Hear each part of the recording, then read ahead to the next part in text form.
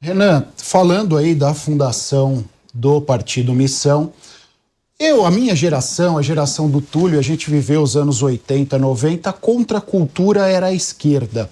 Hoje há uma tendência da molecada, da contracultura estar um pouco na direita. E acho que o Missão e o MBL vivem um pouco desse reflexo. Você concorda com isso? E caso concorde, a que você atribui essa mudança de chave? Porque neste momento o jovem é de direita e não de esquerda, como foi nas décadas de 80 e 90, por exemplo. Talvez eu seja um pouquinho mais novo do que vocês e eu vivi um pouco isso. Quando eu entrei na faculdade, a contracultura ainda era de esquerda. Ser alternativa era ser a esquerda. Aconteceu algumas coisas, dentre elas, a esquerda se tornou mainstream, né? Para quem está nos ouvindo, a esquerda hoje é a norma. Se você não se comporta como uma pessoa de esquerda, você é um transgressor, você está fazendo algo de errado. E os jovens gostam de transgredir. Os jovens gostam de sentir que eles não estão sendo parte da norma. Como a norma é de esquerda, como os tribunais superiores reforçam uma linha ideológica de esquerda, como certas palavras são proibidas, e essas palavras são proibidas mediante uma lógica de esquerda, o jovem, ele fala, não, eu quero expressar minha subjetividade, eu quero ser eu mesmo diante desse mundo. E quem está me impedindo de ser eu mesmo são figuras à esquerda. Além disso, a gente tem uma questão geracional em que os mais jovens estão pagando a conta dos mais velhos e a esquerda não traz resposta nenhuma para isso. Então, os mais jovens pagam a conta previdenciária, a conta do pacto político, que é o pacto de 88 que a gente vive, o sonho do Constituinte de 88. Os mais jovens também veem o seguinte, toda vez que algum tema importante para ser discutido no Brasil, na verdade discutido não, passado no Congresso, por exemplo, aumento de pena para bandido, vem sempre um político, não, precisamos discutir isso aí, não, porque os direitos... Mas o jovem fica cansado e fala, cara, eu tô sendo roubado, eu quero só resolver isso. E ainda tem um novo elemento, que aí é específico dessa geração, que é o seguinte, essa geração resolve as coisas num clique. Hoje você tem softwares, você tem os aplicativos que tentam ser mais amigos do usuário possível. Então tudo tem que ser muito rápido, você resolver tudo num clique, num movimento, numa olhada. Pois bem, eles estão vendo que a atividade política, especialmente na forma como a esquerda conduz, é lenta. Ela impede as coisas de fluir. Então os mais jovens querem respostas rápidas, tal qual a vida deles é rápida na contemporaneidade. Nós, no Partido Missão, trazemos a resposta para isso. A gente trata dos temas políticos sem muita frescura, sem muita enrolação. Saímos da discussão meramente ideológica, vamos para a discussão prática, em termos de proposta, e aí isso começa a ter uma resposta eleitoral positiva. A gente começou a crescer entre os jovens. O senhor faz uma fala direta, e aí os números revelam entre 16 e 24 anos. O senhor acha que no eventual cenário de campanha, os seus eventuais adversários numa disputa já são nomes que estão vencidos no mercado da política? Olha, o lulismo ele está completamente derrotado. E olha que o Lula fez uma campanha em 2022 pedindo para os jovens tirarem o título, porque ele estava se apropriando ali de uma rejeição que o Bolsonaro tinha entre os mais jovens. De fato, a família Bolsonaro ficou rejeitada entre os mais jovens e, né, por as razões que eu levantei para vocês, o governo do Bolsonaro foi um governo frustrante. Ele prometeu muito, né? Não, aqui ó, a bandidagem já era, eu vou fazer... Ele não fez nada. Aí esses mais jovens falam, pô, eu quero uma resposta prática.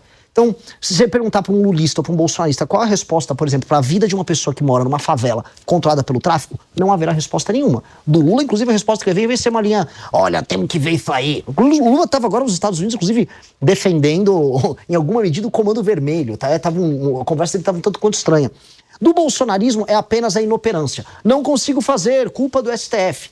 E aí o jovem fala, tá, eu continuo morando na favela, o crime continua mandando aqui, alguém me deu uma resposta. A gente está trazendo essas respostas, essas discussões. E a gente começa a responder essa ansiedade de uma mudança. E na verdade a gente precisa ser ansioso com a mudança. O Brasil está ficando para trás muito rápido. O Túlio Nasser, por favor. Boa noite, Bruno. Boa noite, Renan. Boa noite aos meus colegas de bancada qualificada hoje aqui. Olha, Renan, vamos falar um pouco agora dos novos players nessa eleição. Alguns analistas, inclusive, o chamam de outsider, aquele que quer romper com o sistema, aquele que traz ideias que são diferentes. Ao mesmo tempo, você se apresenta como um eleitor de direita. Nós temos hoje, no xadrez eleitoral, vários players da direita. Nós temos Flávio Bolsonaro, Caiado, Zema, e todos eles, mais ou menos, bebem na mesma fonte do bolsonarismo. As pautas são muito parecidas. Me parece que você, ao contrário, bate muito em Flávio Bolsonaro e até mesmo na chamada direita bolsonarista. Só que o eleitor não sabe ao certo o que é essa direita que é diferente da direita bolsonarista. O que seria a direita missionária, pegando um gancho do nome do seu partido, a missão? O que te aproxima, na teoria e na prática, da direita bolsonarista e o que te afasta? Olha, uma coisa que é legal, esse eleitor que hoje ainda é bolsonarista, ele já esteve conosco antes. Quando a gente marcou as manifestações que derrubaram a Dilma, quando a gente apoiou a Lava Jato, quando a gente apoiou reformas como a PEC do teto e a reforma trabalhista, Este eleitor que hoje, vamos colocar, é bolsonarista, lutava ao nosso lado. Ele esteve conosco. E a diferença do período que ele esteve com o Bolsonaro pro período que ele esteve conosco é que conosco ele ganhava. A gente venceu tudo. A gente derrubou o governo da Dilma, a gente apoiou a Lava Jato, o Lula foi preso, autoridades corruptas foram presas, reformas importantes passaram. A partir do momento que ele passou a cultuar o Bolsonaro, esse eleitor passou a perder. Então eu começo já fazendo essa provocação. Se ele fizer um exercício de memória, ele vai lembrar que conosco a gente vencia. Os nossos valores são os mesmos daquela época. Termos valorativos, as crenças que a gente tem no Brasil diferente, combate à corrupção, uma institucionalidade mais séria, divisão dos poderes, colocar em certas caixinhas poderes que estão saindo deles, como é o caso do judiciário. Mas hoje nós estamos muito mais maduros e hoje nós estamos apresentando propostas que estão cativando as pessoas e trazendo discussões que ninguém está fazendo no Brasil. A discussão sobre desfavelização, ela não existia até a gente colocar na pré-campanha. A discussão sobre data center no Nordeste, sobre investimentos em infraestrutura, sobre o uso inteligente da energia para a gente gerar desenvolvimento econômico. A pauta do Nordeste é a solução e não um problema, como eu coloquei e foi imitado pelo Flávio Bolsonaro, são pautas que a gente está trazendo. E essas são coisas que esse eleitor de direita pode, vamos dizer, abraçar, porque no fundo ele acredita nisso. O eleitor de direita ele não acredita lá no PL da misoginia que o Flávio passou. Se perguntar pro tiozão do Zap que votou no Flávio Bolsonaro, ele fala, pô, isso é um absurdo. Agora, ele vai concordar conosco, por exemplo, quando a gente fala sobre frentes de trabalho em regiões que estão tomadas apenas por assistencialismo. Ele vai falar, não, eu acho justo, eu sou um cara que defende o trabalho como valor, um direitista típico defende isso, e esse sujeito do Partido Missão defende. É por isso que eu estou avançando no eleitorado de direita. Primeiro entre os mais jovens, mas os mais jovens têm pais, avós, tios, primos, professores, irmãos. Nós vamos chegando lá. O senhor disse que vai acabar com a raça do Flávio Bolsonaro. O que quer dizer isso aí? Bom, claramente não é eliminar a raça da família Bolsonaro, que veio da Itália, né, a etnia dos Bolsonaro, mas do ponto de vista político, eliminar a presença nociva da família na política brasileira. A família Bolsonaro, ela destruiu aquilo que a gente chama de direita. Eu volto a colocar a provocação. Até 2018 nós vencíamos tudo. Vencemos a esquerda nos tribunais, nas ruas, nos projetos, nas ideias. Desde que os Bolsonaro entraram, eles pegaram essas lutas e submeteram elas ao interesse personalíssimo da família. Por exemplo, a Operação Lava Jato foi destruída para salvar o Flávio Bolsonaro, que cometia crime de peculato, rachadinha no gabinete dele. Então toda vez que a gente se vinculou a essa família, infelizmente eu preciso colocar essa família maldita, a gente perdeu. A ponto do Lula, que estava preso. A gente precisa lembrar, o Lula estava preso e ter voltado ao poder. E aí agora a gente fica nessa situação com o nosso país destruído, e aí vem o filho... Desculpa falar isso aqui, envolvido no escândalo de corrupção da rachadinha, que é o Flávio Bolsonaro, que até agora, pelo menos no horário que a gente está gravando o programa, não assinou a prorrogação da CPI do crime organizado, que está rolando no Senado. E aí esse cara tem que falar que nós temos que nos submeter a ele? Esse cara tem que sair da frente, o Brasil precisa andar. Assim como o Lula precisa simplesmente, vai tocar a vida dele, vai dar milho pra pombo, sabe? O Flávio Bolsonaro tem que fazer a mesma coisa, para de atrapalhar o nosso caminho. Renan, agora me fala uma coisa, então, em relação à sua diferença com os bolsonaristas. Você é a favor ou contra o PL da anistia geral, ampla e restrita? Ou você é a favor da dosimetria? Ou de nada disso? Enfim, essa é uma pauta que não tem como você fugir nesse momento. Não tenho e jamais fugimos. O nosso deputado federal, Kim Kataguiri, ele é favorável ao PL da dosimetria. Porque a gente acredita numa coisa, por mais que, haja vícios formais, e qualquer um que vem do campo do direito sabe que houve vícios formais no processo como um todo que envolve aquelas pessoas, e o próprio Jair Bolsonaro, há também o cometimento do crime.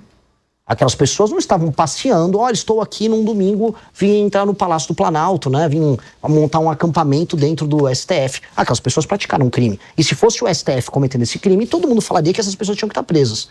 Eu acho que a lei tem que ser para todas. Dito isso, uma dosimetria, dado que nós temos agora pessoas que foram presas por crimes menores do que, por exemplo, um estuprador, tem que ser feita. E essa dosimetria tem que beneficiar todos ali. Então nós votamos a favor do PL da dosimetria e é isso que nós defendemos, a dosimetria. Não uma anistia ampla, geral e restrita, porque a gente está falando o seguinte, está autorizado você quebrar tudo quando você quiser, do jeito que você quiser? Não pode ser várzea. Né? Senão a gente vai tratar o país assim, ó. É várzea. Se o cara tá de verde e amarelo e eu sou verde e amarelo, pode. Se o cara tá de vermelho, não pode. E o cara de vermelho vai falar a mesma coisa. Pro lulista, o Lula perde a eleição agora no fim do ano, então ele manda a turma dele invadir tudo. Eu acho que a gente tem que ter critérios objetivos. A lei e a ordem tem que funcionar para todo mundo. Por favor. O senhor comentou sobre a fundação do partido no fim do ano passado. Queria que você falasse um pouquinho sobre os planos, né? O partido vai ter alguns candidatos nos principais estados. Qual que é a expectativa de bancada na Câmara dos Deputados? Vocês vão ter candidato ao Senado? Eu queria que você detalhasse um pouquinho. Olha, pensei num trabalho, me tornar um dirigente partidário, vamos colocar assim, de um partido pobre e jovem, como é o Partido Missão, é um trabalho hercúleo, né? Nós temos que treinar nós temos que construir as chapas, montar a chapa com mais de 1.000 candidatos ao redor do Brasil. A gente está falando que realmente são, em cada estado, você acaba tendo a necessidade de ter centenas de candidatos.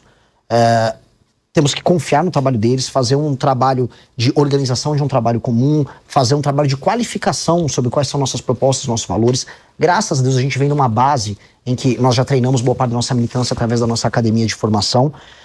E estamos lançando pré-candidatos aos governos e estamos tendo uma grata surpresa. Como saiu na pesquisa Atlas recentemente, o Partido Missão, com 4 meses e meio de vida, já é o 4º lugar na preferência nacional. PT e PL disputando o 1º lugar, o PSOL em 3º e nós em 4º ali na cola, com 4 a 5 meses de formação. Isso está permitindo que nossos pré-candidatos ao governo apareçam como Marcelo Brigadeiro lá em Santa Catarina, com 5,8 nas pesquisas. Na cidade de Joinville está com 13,7. Na cidade no estado de Minas Gerais, o Ben Mendes está valendo de 3 a 5%. O Kim Kataguiri aparece de 8 a 12% em São Paulo. Isso é uma notícia muito alvissareira. Ele não vai recuar do candidato a governo de São Paulo? Só se eu chamar ele para ministro da Fazenda.